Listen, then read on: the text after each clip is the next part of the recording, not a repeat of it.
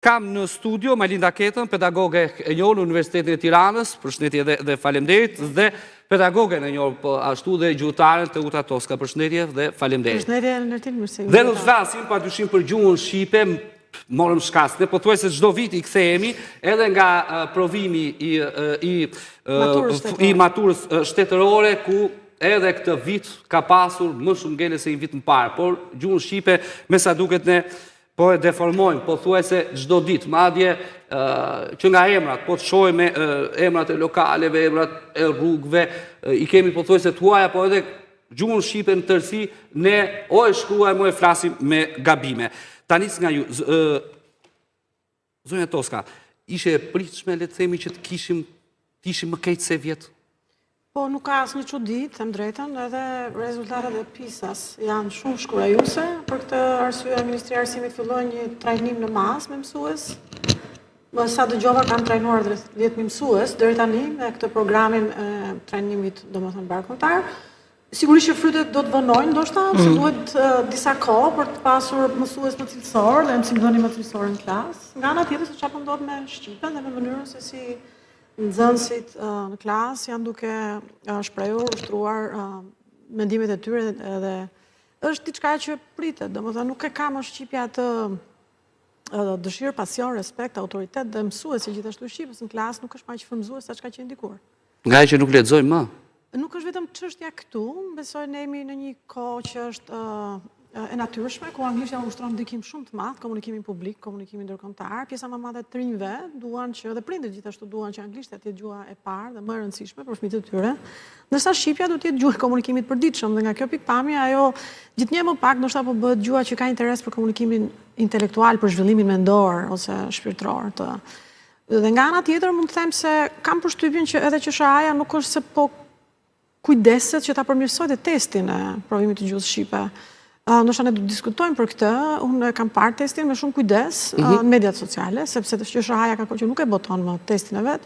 Dhe unë them se çdo vit më shumë bie pak cilësia e testit, edhe kështu që unë them se nuk ka pasur mundësi as të dallohen nxënësit e mirë, ata janë kujdesur shumë që të mos ketë pasur ngelës, mbetës, si thoni ju. Por nga ana tjetër kanë dështuar që të masin nxënësin e mirë, nxënësin ekselent, duke prishur punën në një farë mënyre. Ne na vjen keq, hajde të kalojnë të gjithë, po i prishim punë. Pa e kuptuar. Po, besoj, kjo ka qenë edhe... Pra nuk është një diçka që na është gënjen, është diçka që e prishme, ne jetojmë me këtë realitet tashmë.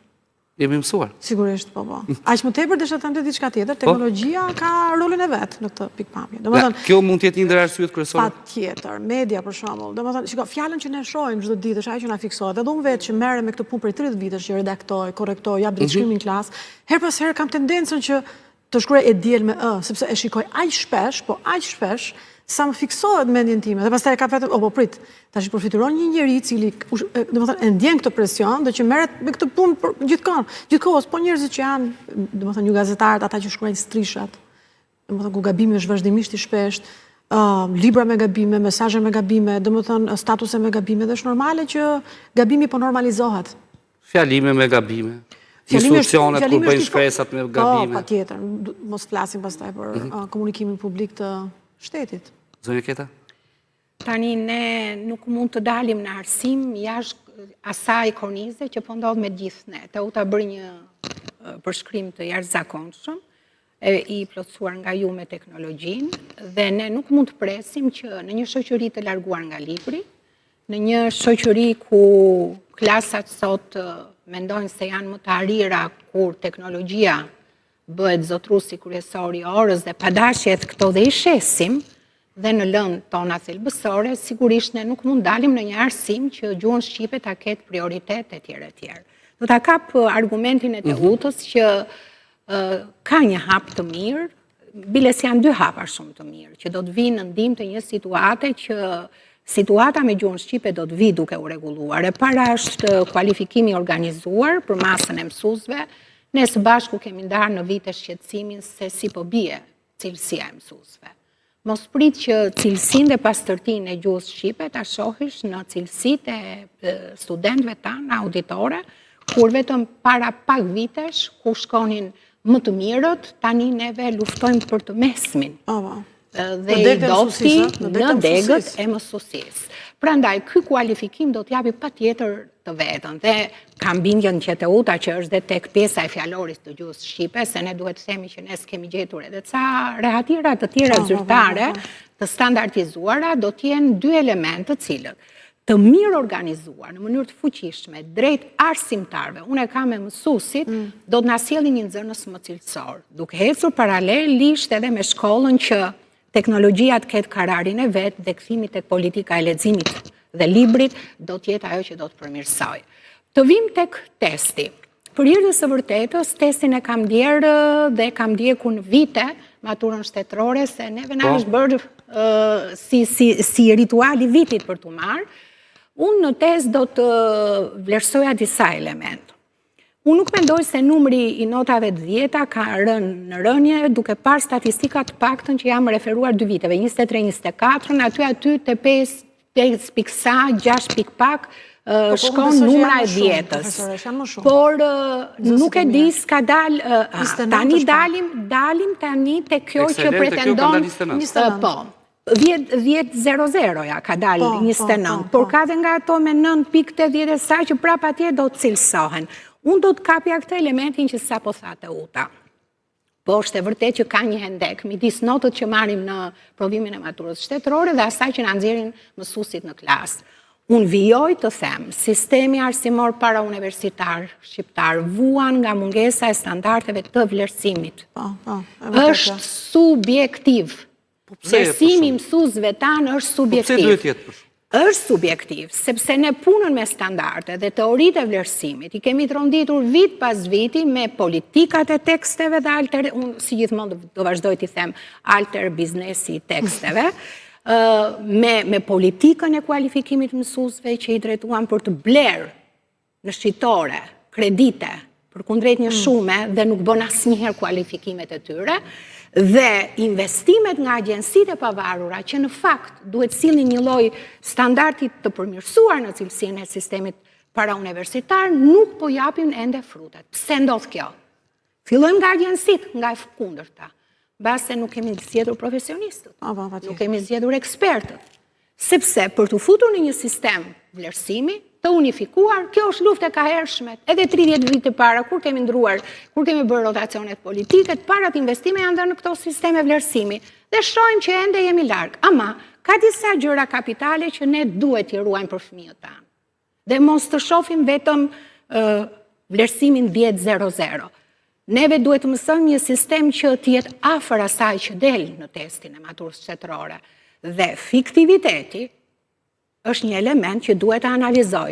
Unë e Teuta kemi vite që kemi filluar. Dikur jepnim llogari, kur ti nuk arrihet krijoj vlerë të shtuar, nxënësin apo studentin. Sot nuk ka më llogari. Dikur ka qenë një standard të cilin ne e dinim që nga cilësia e teksteve. Meqenëse teksti ty ta trondit, nuk do të vi.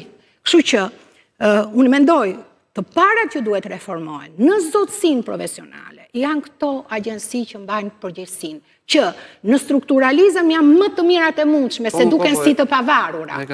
Por të kthyer në biznes apo si vende ku vegjetojnë njerëz nga mediokrit e poshtë, nuk do të sjellin frymë që na rregullojnë ne sistemin e vlerësimit.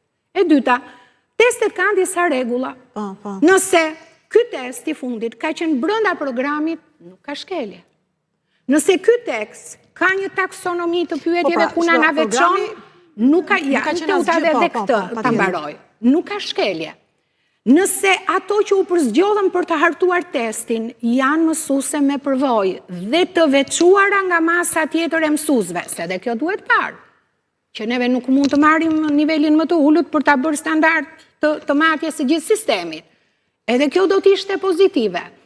Në rast se mësuesit tanë akoma kanë paqartësi dhe pasaktësit dhe në formimet e tyre përkundrejt standardizimit. Në rast se neve rendim për të marrë mësues të diskutueshëm ose ndërtojmë kufi të vlerësimit mbi sasinë e pyetjeve për njësinë e kohës së dhënë, se edhe njësia e kohës dhënë për sasinë e pyetjeve ka vlerën e vet, atëherë duhet ndalet teknikisht çdo lloj ministre që ndalet në këto element. Po se s'do kemi 10, unë do të thoja me cilësinë e studentëve që na vjene në vitin e parë, nuk e di çfarë do të thotë Uta, gjua shqipe është e dhunuar.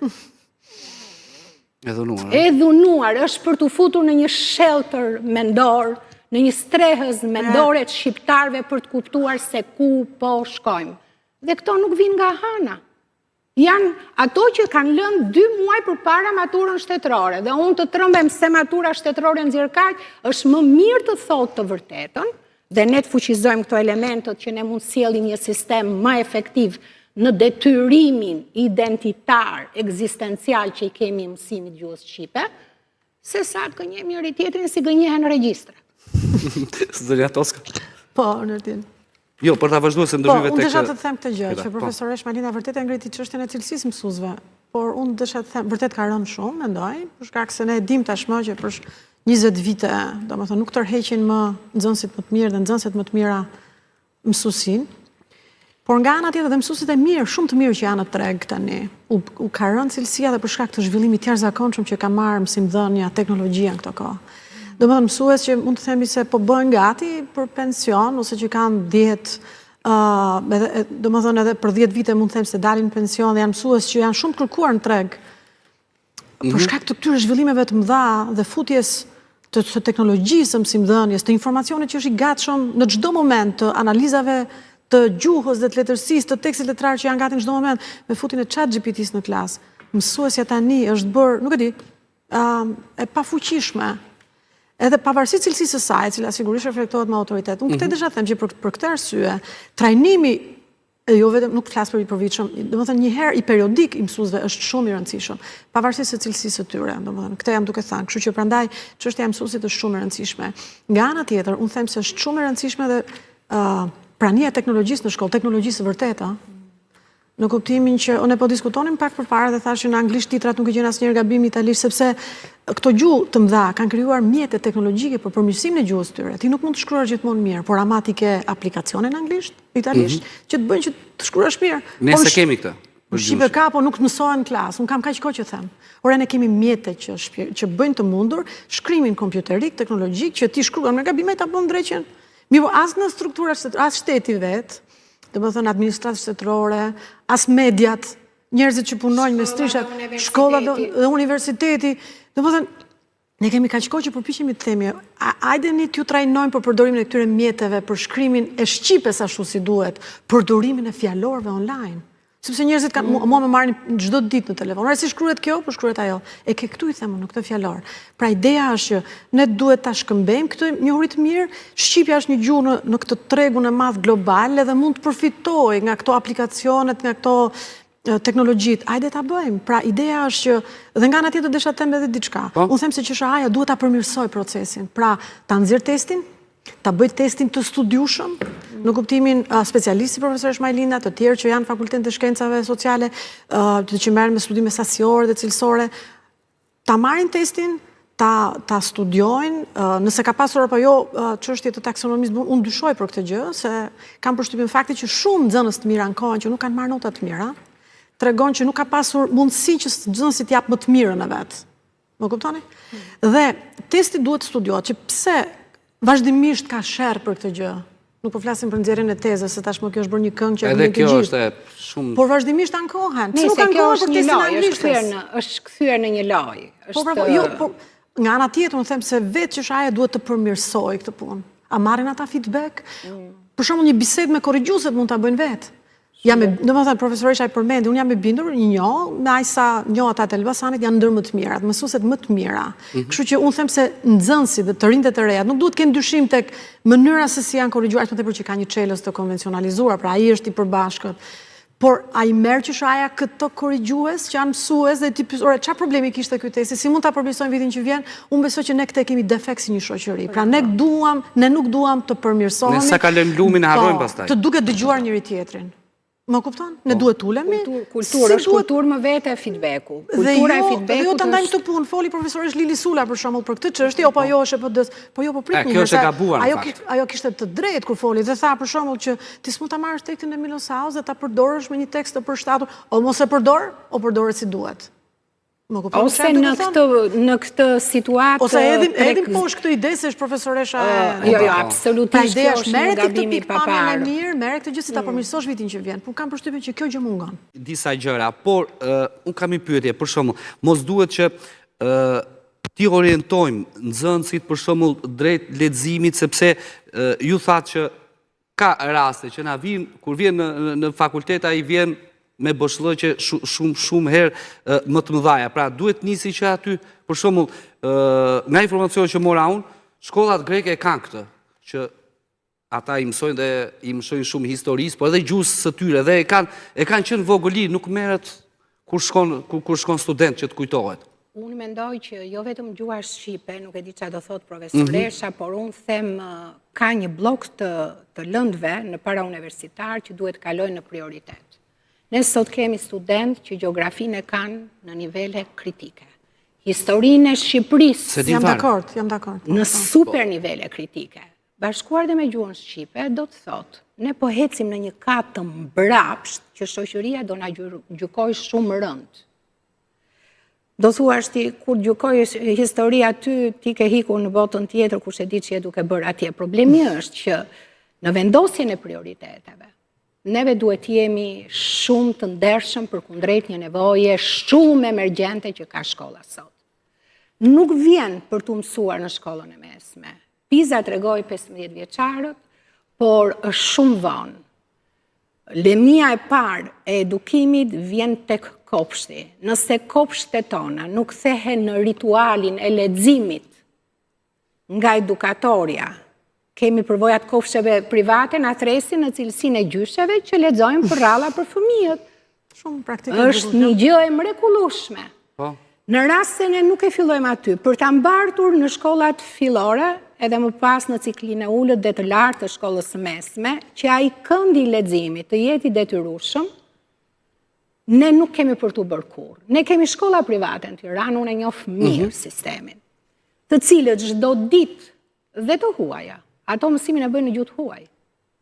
20 minuta kanë këndin e vetë fëmijët, në atë mënyrën e të shlirët me ato poltronat e sheshta e të tjerë që ulen dhe lexojnë dhe i detyrojnë. Sepse kjo është një sëmundje e përbotshme. Por, e tha profesoresha, në popull të vegjël si joni, ku masa shpopullimit është mitik, neve humbja këtyre 3 elementve kryesor, gjuhë, histori dhe gjeografi, do na kthej në njerëz pa identitet. Kjo është e rëndë, ky brezi tani nuk din as historinë e vendit tyre se historinë e botës. Unë jap në vitin e 2 tek gjermanistika. Jap mendimin shqiptar të viteve 20-30. Krye perlën e mendimit. Dhe më duhet që ti fus në orët e para në atë pjesën e historisë, më mbyll dhe muzeu se shkoj e bëj atje. Po hajde kur do më hapet tash. Dhe i pyes për momente të ndryshme që të shohim kontekstin historik kur kanë lëvizur dhe pse quhen kaq të mëdhenj këto njerëz. Të angushtohet shpirti kur dëgjon se si e kanë shpjeguar historinë, se na ka rënë mosimdhënia, se si nuk njohin muzet lokale dhe jo më kombëtarin që na hiku të tërve, dhe për më tepër të dalin me një kujtesë të shkurtër ose as pak kujtesë për ngjarje historike që lidhen me vendlindjen e tyre. Dhe unë kërkoj të ngrej në një stad më të lartë që t'i them, të menduarit europianë shqiptarëve nuk lidhet me 1990-ët. Shqiptarët kanë aspiruar dhe kanë diskutuar për Orientin dhe Oksidentin në këto vite. Ato nuk din se ç'ka ndodhur në këto vite historike. Kjo është situata në disa fakultete. Edhe kur them në disa fakultete, kjo është sëmundja e të tërëve. Atëherë, ky popull i cili është në këtë zgrëp të identitetit, nuk ka asgjë të keqe që ta kalojë në një prioritet. Jo duke ulur orë mësimore, po përkundrazi, duke u kthyer në një rrëmyes, kapi një gjë shumë të bukur profesoresh Teuta. Pse duhet të marrësh një botim të këngëve të Milosaos, i cili mund të jetë kritik në botimin e vet, dhe mos të marrim, unë kur kam bërë gjimnazin e kam marrë në atë gjuhën e vështirë që poema ishte shkruar. Pra në origjinal. Atëherë, përse ne nuk japim që në tekstet shkollore këtë origjinalin? Sepse dhe ajo është edukimi vete. është kokçarje madhe në klasë. Kokçarje madhe që bashkuar me një formim të mirë të mësuesve dhe me fjalosh bashkëshoqëruese dashur, biles në kohën e teknologjisë dhe me shumë prodhime teknologjike, ne mund na vijmë më ëmbël. Lautën e malësisë. Po, janë tekste shumë I vë ta lexojnë dhe nuk din ta lexojnë. Mua Sonja Vila më ngrinte para klasës në gjimnaz, kemi qenë dhe duhet ta bëje në atë dialekt që autori e kishte shkruar. Pse i humbëm këto? Kush deshi që t'i humbnim këto për të ardhur sot që ne diskutojmë? Ka dalë më mirë në anglisht dhe themi pa dhimbje, se sa në gjuhën shqipe. Ore, po flasim për gjuhën e nënës, për gjuhën që komunikojmë në shtëpi, për gjuhën që atë botën e madhe që i vjet përpara këtyre fëmijëve, të gjithë duhet ta mirë përdorim në favor të kësaj shqipe. Prandaj unë them që ne duhet kalojmë në një prioritet kombëtar dhe unë nuk mendoj se mund të ketë alter tekst për mësimin e gjuhës shqipe, historisë Shqipërisë dhe gjeografisë. Kam vite që them, jo të kemi një tekst ku më të mirët të japin, konkurimin ta bëjmë para se të dalë, një tekst, po ta ketë dhe Kosova, ta ketë dhe shqiptarët e Maqedonisë, dhe shqiptarët dhe tërë kjo diasporë e madhe të njëjtën gjë të përdorim. Sepse kjo kakofoni, këto tekste me shumë gabime, ortografike, gjuhës shqipe apo në pasaktësira shkencore, vetëm do të prodhojnë njerëz pa identitet. S'qën kemi zotët kaq sa kemi mbetur, ka një akademi shkencash që së bashku me Ministrën e Arsimit të bëjnë një plan veprimi, jo se do festojnë vitin e gjuhës, o ta festojnë sepse edhe kujtesa për ngjarje të tilla është shuar, ka vite që është shuar dhe shumë mirë është bërë. Jo të bëhet thelbësisht. Veprimi ndaj gjuhës apo ndaj historisë dhe gjeografisë vjen mbasi mbushet kjo. Nëse s'ke mbushur këtë, mos pretendo më pastaj. Çfarë mësuesish do prodhojmë nesër? Po, domethënë, unë desha të them që në lidhje me historinë dhe gjeografinë është i vërtet shqetësimi. Ajo që më bën përshtypje është që klasat nuk udhtojnë për qëllime ekspeditash apo siç bëhet dikur. Po. Domethënë, unë them se duhet njohur Shqipëria duke e udhëtuar, domethënë se ne dëgjojmë çdo ditë lajme për turistë që vinë dhe shikojnë. Po, më shumë udhtojnë ata dhe shumë pak i njohin të rinj, domethënë se ti mund ta lexosh në libër, por kur e shikon edhe prek vërtet reliefin është diçka krejtësisht tjetër. Kështu që edhe mësuesët vet duhet vinë nga universitete ku kanë bërë ekspedita. Po un kam përshtypjen që shumë pak fonde jep domethënë marrin universitetet për ekspedita për studentët e historisë, studentët e gjeografisë dhe studentët e gjuhëletërsisë. Domethënë ne bëjmë vetëm një javë ekspedite dhe çfarë do bësh përpara me të. Nga ana tjetër, lëndët e gjuhës shqipe dhe letërsisë në shkollë domethënë nuk janë ulur, domethënë ndryshe nga historia dhe nga gjeografia. Është lëndë bazike ajo, shteti është përpjekur, ka qenë viti kombëtar i gjuhës shqipe. Gjithashtu ka konkurse për gjuhën shqipe. Çështja është domethënë shumë më tepër e komplikuar se leximi është ndryshe tani nga çka qenë kohën e profesoreshës dhe kohën time. Tani njerëzit lexojnë në çdo moment telefonin. Por çështja çfarë tipi leximi, çfarë po lexon. Domethënë ti mund të lexosh librin, por mund ta lexosh po atë libër në Apple, domethënë në Kindle, diçka tjetër. Nga ana tjetër, unë them se problemi, kjo përvoja e kopshëve përbrata më duket vërtet një gjë shumë e mirë. Por një fëmijë nuk lexon nëse nuk e shikon prindin që lexon. Edhe kjo është kryesore. Domethënë ne shikojmë të gjithë në bare, në lokale fëmijë që me telefon. Që mos qajnë. Domethënë babai, nëna, gjyshja ose shoqëria janë duke biseduar, kalamani ka në dorë celularin. Nga ana tjetër është edhe diçka tjetër, se është ju thash një gjë shumë komplekse, kam thënë edhe diku tjetër. Nëse filmat që fëmia shef janë anglisht, kur ai është i vogël fare, si mendoni ju do flasë shqip ai? Kur nëna dhe babai nuk flasin me njëri tjetër, nuk bisedojnë, në kuptimin dhe babait flasin me fëmijën, kështu që shqipja nuk është më një gjuhë aq tërheqëse se sa është anglishtja apo se sa është italishtja. Dhe prindi po them gëzohet kur shikon fëmijën që e dëgjon fëmijën që po flet një gjuhë tjetër. Kështu që kur fëmia vjen në shkollë, në klasë të parë, tashmë ai ka një dashuri për një gjuhë tjetër, që është anglishtja për shembull. Ose është italishtja, gjuha me cilën ai zbavitet. Po me këtë ritëm që kemi nisur ne. Shikoj, leximi nuk ka rënë, domethënë, por leximi bëhet në një gjuhë tjetër tani. Pse anglishtja është e mirë, domethënë rezultatet janë shumë të mira se fëmijët lexojnë shumë në anglisht. Besoj dhe profesoresha e ka parë kalamajt që luajnë me njëri tjetrin në rrugë dhe flasin në anglisht me njërin. Sepse mungojnë filmat vizatimor në anglisht, mungojnë filmat e mirë në anglisht, mungojnë teatrot në shqip, se po bëj të lapsus. Pra duhet të ketë investim në kulturë. Domethënë ne jemi rritur, edhe ti ti je rritur me filma vizatimor në shqip. Po, në shqip. Me filma në shqip. Domethënë me teatr në shqip. Po tani Netflixi, filmat, YouTube është gjithkohës në anglisht. Pra, në këtë pikë, një shtet i vogël si Juni duhet të investojë edhe për kulturën, jo vetëm shkolla, sepse kultura nuk mund të bëj pa shkollën dhe shkolla nuk mund të bëj dot pa kulturën në këtë pikpamje. Pra mos ja lini shkollës të gjithë barën dhe mësuesit në klasë të gjithë barën. Është kulturë kombëtare, Se mësuesit mund me për leximin. klasë, e lexoni në Shqip, por e lexoni. Por janë shumë Ose të faktorë. kapin profesoresh që, le të themi, u bën 35 vite tani, fonde nga pushteti vendor ku pagohen taksat e prindërve, duhet të zhvillohen në favor të bibliotekave të shkollave.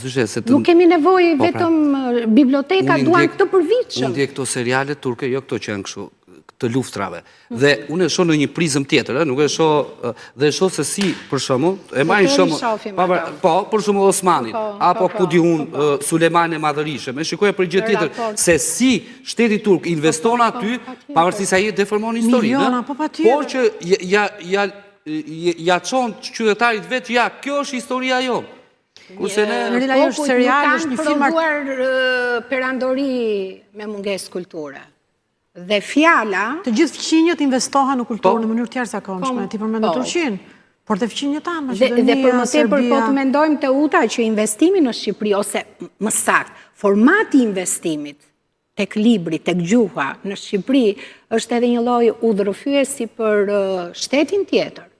Për Kosovën është një lloj udhërrëfyesi edhe për Maqedoninë, për faktorin shqiptar, edhe për leqë tani ne jemi bërë me një super shtet, mega shtet në gjithë botën se kemi diasporën gjithandej. Unë mendoj që ky është realitet krejtësisht i ndryshëm që do një bisedë një ide shumë të bukur dhe do ta rimarr edhe një herë. Kultura e të lexuarit dhe edukimi me të lexuarit të mos e mendojnë se i mbetet shkollës dhe vetëm shkollës. Jo, jemi përgjegjës së gjithë për këtë situatë. Unë mendoj që një Ministër Kulture duhet jetë i pari që duhet shqyej derën e Ministres Arsimit pa dal udhëzimi i fillim vitit. As shkollor, as akademik. E dini që jemi vetëmi popull ku nuk gjen një njëri që lexon në rrugë? Ose në transport publik? Asnjë nuk gjen, vetëm telefonike. Po, dhe unë mendoj që gjë... Po edhe kjo duhet edukuar e darë. Po sigurisht, të dalin ata politikanët dhe të dalin me libër të lexojnë në rrugë. Treni, kur të bëhet, duhet një gjë shumë e mirë, sepse është një ti del me një libër në rrugë dhe kanë gjithë njerëzit që të shikojnë, politikanët. Po sa ata i shikojnë për ditë. Të shkojnë me eskort politikanët. Ata e zurpojnë Ti mendon, ti tani e do një politikan të shoqëruar dhe me aq sa ka nga mbrapa pipi jo, po fituron Ertin, nëse ti shikon një kryetar bashkie që del dhe lexon në rrugë, është kryelajm ai. Apo jo? Kryetar bashkie lexojnë këtë. Po një deputet. Po mirë, le ta zëm, do ta nxisim ne, ose një deputete të re që del dhe lexon rrugë, është një kryelajm. Kemi 4 zgjedhje tani. Në parkun e qytetit që lexon rrugë një deputete e re është një kryelajm. Domethënë një javë të tërë do të merren me atë deputete. Dhe fëmijët do ta shikojnë dhe do t'u duket një gjë shumë e mirë. Mundësisht ta kenë identifikuar ajo që lexonte në. Po, desha ta nxis një deputete ose një deputet që lutem merrni një ditë një libër, dili në parkun publik dhe lexoni për një orë. Dhe do të merrni të gjithë mediat me vete atje dhe fëmijët do t'i edukoni kështu më mirë se sa ne në klasë.